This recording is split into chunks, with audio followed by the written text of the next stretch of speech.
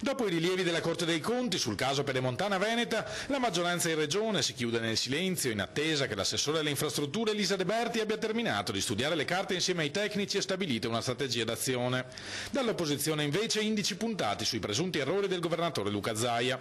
Secondo il tosiano Maurizio Conte l'intervento della Corte è grave ma non inatteso, viste le condizioni del nuovo contratto coi costruttori. Sicuramente è una situazione difficile che potrebbe anche in qualche maniera bloccare quest'opera. E questa è la paura, che invece di trovare una soluzione andiamo ad appesantirla, non avendo appunto avuto il coraggio di togliere magari l'affidamento a chi non adempiva più a quello che era il suo contratto e che invece doveva essere un elemento di garanzia per continuare l'opera fondamentale. Durissimi i toni del capogruppo a 5 Stelle Jacopo Berti, che accusa Zaia di aver mentito a tutte le forze politiche durante la sua relazione in aula.